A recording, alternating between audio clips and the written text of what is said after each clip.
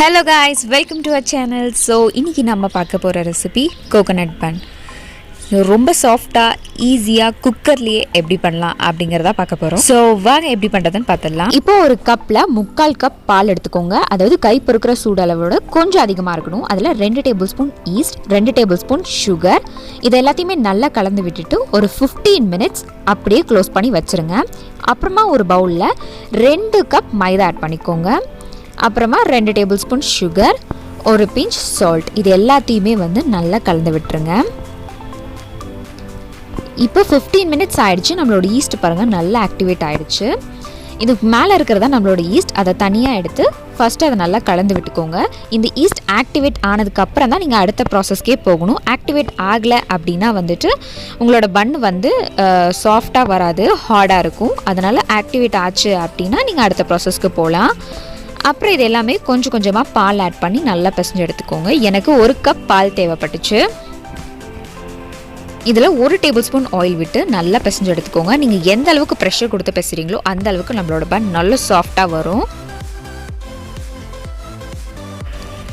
அப்புறம் இதை ஒரு காட்டன் டவல் போட்டு க்ளோஸ் பண்ணி ஒரு 2 to 3 ஹவர்ஸ் அப்படியே வச்சுருங்க. இப்போ நம்ம ஸ்டஃபிங் பண்ணுறதுக்கு 1 கப் துருவன தேங்காய், டியூட்டி ஃப்ரூட்டி, அப்புறமா உள்ள திராட்சை, இதெல்லாமே 1/2 கப் சேர்த்துருங்க. அப்புறம் 1/2 கப் சுகர், இது எல்லாத்தையுமே நல்லா மிக்ஸ் பண்ணி விட்டுருங்க. இப்போ 3 ஹவர்ஸ் ஆச்சு எனக்கு ஃபர்மெண்ட் ஆகிறதுக்கு. இப்போ இதை நல்லா பிசைஞ்சுக்கோங்க. இப்போ நம்ம ஒரு 10 மினிட்ஸ் நல்லா கைவிடாமல் பிசையணும். இதை 2ஆக கட் பண்ணிக்க போகிறோம். 2ஆக கட் பண்ணிவிட்டு அது ஒரு பால் ஷேப்பில் நீங்கள் உருட்டி வச்சுக்கோங்க. இப்போ ஒரு க்ளீன் ஒர்க் ஸ்பேஸில் கொஞ்சமாக மைதாவை டஸ்ட் பண்ணிவிட்டு நம்ம 2ஆக கட் பண்ணி வச்சுருக்க மாவு இருக்கு இல்லைங்களா, அதில் ஒன்று எடுத்து நம்ம ரவுண்ட் ஷேப்பில் திரட்டிக்க போகிறோம். நீங்கள் எந்த சைஸ்க்கு பிளேட் எடுத்துருக்கீங்களோ அதோட 1 இன்ச் கம்மியாக நீங்கள் திரட்டிக்கோங்க. இதுக்கு ரொம்ப திக்காக இல்லாமல் ஓரளவுக்கு தின்னாக தைச்சிக்கோங்க. இதே மாதிரி 2யுமே தைச்சிடலாம்.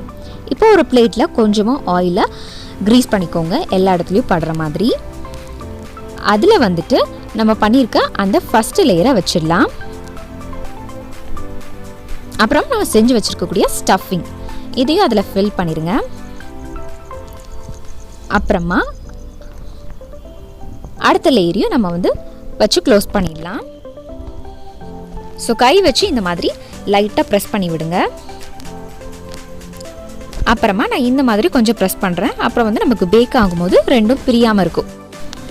இப்போ அதை டிஸ்டர்ப் பண்ணாமல் ஒரு 20 மினிட்ஸ் அப்படியே வச்சுருங்க. அப்புறமா குக்கரில் ஒரு லேயர் சால்ட், அப்புறமா ஒரு கிளாஸ், அப்புறம் ஒரு பிளேட் வச்சுருக்கேன். நீங்கள் ஸ்டாண்ட் கூட வச்சுக்கலாம். இதை க்ளோஸ் பண்ணிவிட்டு ஒரு 15 மினிட் ப்ரீ ஹீட் பண்ணிடுங்க.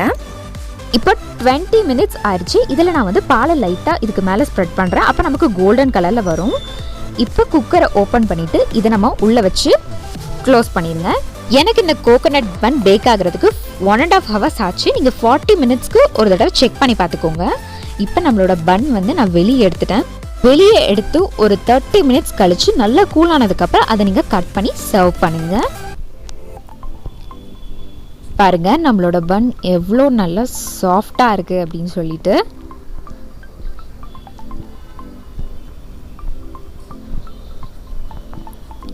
ஸோ கண்டிப்பாக இந்த ரெசிபி உங்களுக்கு பிடிச்சிருக்கும்னு நினைக்கிறேன். பிடிச்சிருந்தா மறக்காமல் லைக் பண்ணுங்கள், ஷேர் பண்ணுங்கள், அண்ட் ஆல்சோ சப்ஸ்கிரைபும் பண்ணிவிடுங்க.